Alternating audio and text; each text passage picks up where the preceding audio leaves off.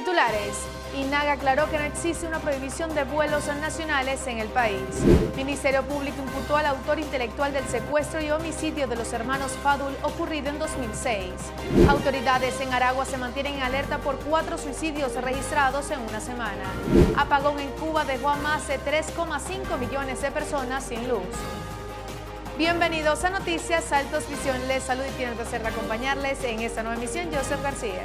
Noticias Altos Visión llega a ustedes gracias a... ¡Pa' mi gente del Poliedro! Vuelve el Gaitazo del Oso hasta el amanecer. Viernes 5 de diciembre en el Poliedro. Betulio Medina y su Maracaibo 15. Neguito Borja. Pelota Gaitera, un solo pueblo. De total zulianidad, Pajarito Bola Show. Gaiteros de Gillo, Afro Criollo.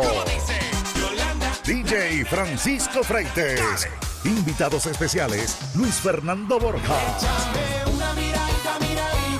Y Joseph Amado. Mi gente, El Gaitazo del Oso. Viernes 5 de diciembre en la cúpula del Poliedro. Entradas a la venta en maketicket.com en el CSCT.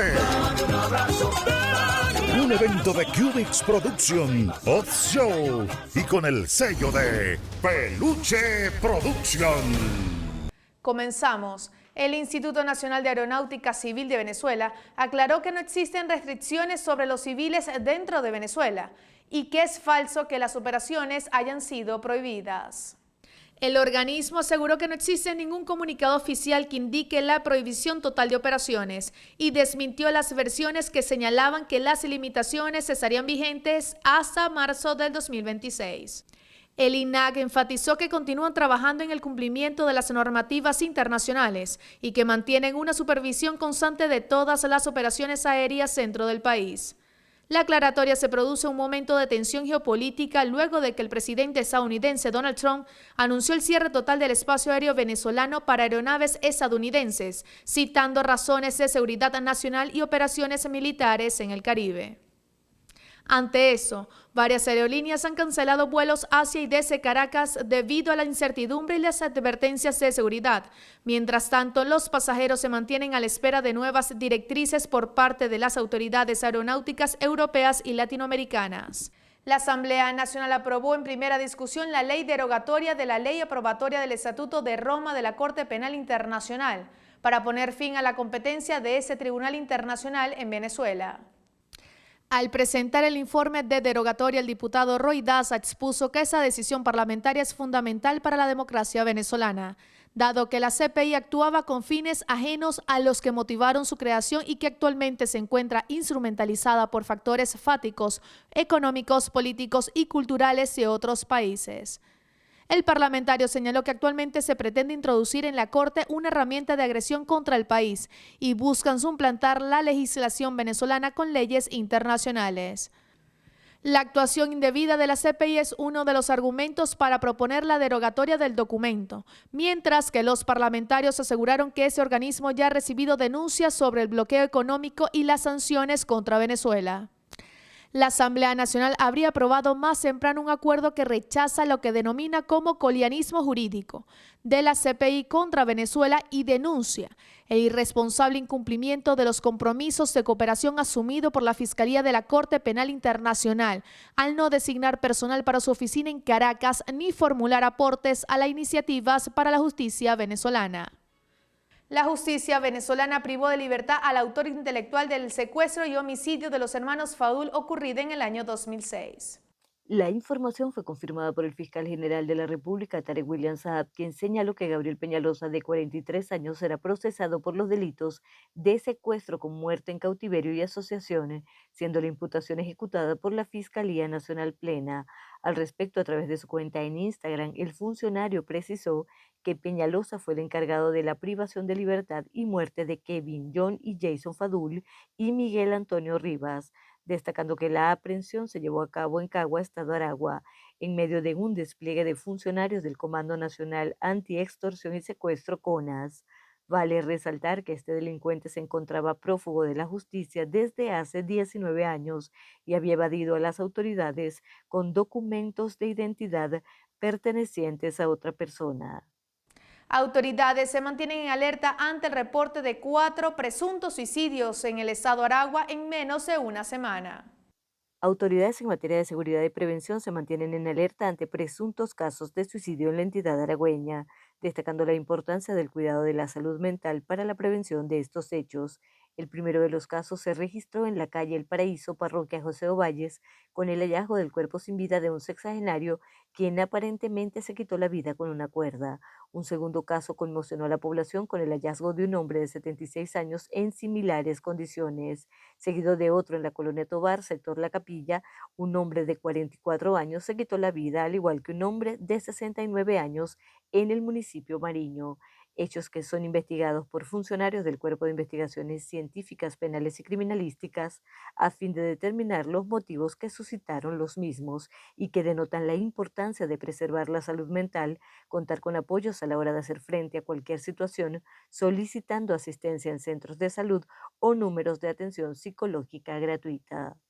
En materia de economía, la Cámara de Industriales de Venezuela solicitó nuevos incentivos fiscales para poder reactivar su capacidad productiva en un 52%.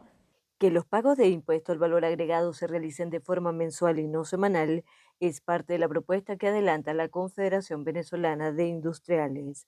Así lo informó su presidente Tito López, quien aseguró que esta medida permitirá a las empresas reactivar su capacidad operativa, que actualmente representa un 52%, recalcando que los incentivos fiscales y prafiscales y aspectos como la brecha cambiaria y la falta de divisas crean un efecto negativo en los niveles de productividad, por lo que esperan mayor apoyo del Estado para ser más productivos y así impulsar la economía nacional. Una falla en el sistema eléctrico nacional de Cuba dejó a más de 3 millones de personas sin luz durante la madrugada de ese miércoles.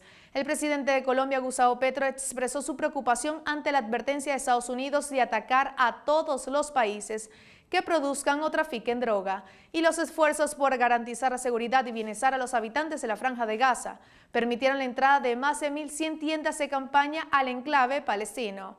Repasemos estas y otras informaciones en nuestra sección 5 noticias que debes saber. El motivo del fallo en el servicio eléctrico de Cuba no han sido divulgados por el momento, después de días con tasas de récord de déficit de generación que ya estaban provocando prolongados apagones diarios en la isla. Solo el pasado lunes el 59% del país sufrió apagones de forma simultánea por el déficit en la generación. Este se trató de la mayor tasa desde que se cuenta con registros diarios. Cuba sufre una profunda crisis energética desde mediados de 2024 por las frecuentes averías de sus obsoletas centrales termoeléctricas y la falta de divisas del país para adquirir el combustible necesario para sus unidades de generación diésel. El gobierno de Colombia hizo un llamado a la unidad en América Latina ante un intento de intervención externa que pretenda socavar la soberanía de los países. El gobierno de Petro lamentó que Donald Trump sugiriera la posibilidad de realizar acciones militares contra Colombia bajo el argumento del combate al narcotráfico. Más temprano, el presidente colombiano Gustavo Petro habría invitado a Trump a visitar a su país para mostrarle cómo se destruyen laboratorios de cocaína y afirmó que atacar la soberanía de Colombia sería declarar la guerra que acabaría con 2 siglos de relaciones diplomáticas. Gracias a los esfuerzos internacionales para ampliar el acceso a la ayuda a los palestinos, unas 1.100 tiendas pudieron finalmente entrar por el paso fronterizo de Kerem Shalom. Se espera que este suministro proporcione refugios a 12.000 personas en un territorio donde el 92% de las viviendas han quedado destruidas o dañadas por la guerra. La ministra británica de Exteriores, Yvette Cooper, indicó que la situación en Gaza es grave y que la llegada de las tiendas de campaña supone una buena noticia, pero que es solo un paso. La semana pasada las lluvias torrenciales azotaron Sri Lanka, algunas zonas de la isla indonesia de Sumatra, al sur de Tailandia y al norte de Malasia. El balance por las inundaciones subió ese martes a más de 1.200 muertos entre los 4 países del sudoeste asiático. En la isla Indonesia de Sumatra, el balance de víctimas subió el martes a 631 muertos y 472 desaparecidos, mientras que el gobierno de ese país anunció que el envío de 34.000 toneladas de arroz y 6,8 millones de litros de aceite de cocina a las provincias más golpeadas. Por su parte, Sri Lanka pidió ayuda internacional y utilizó helicópteros militares para llegar a las personas aisladas por las inundaciones y los aludes. Al menos 410 personas murieron y 336 siguen desaparecidas en ese país.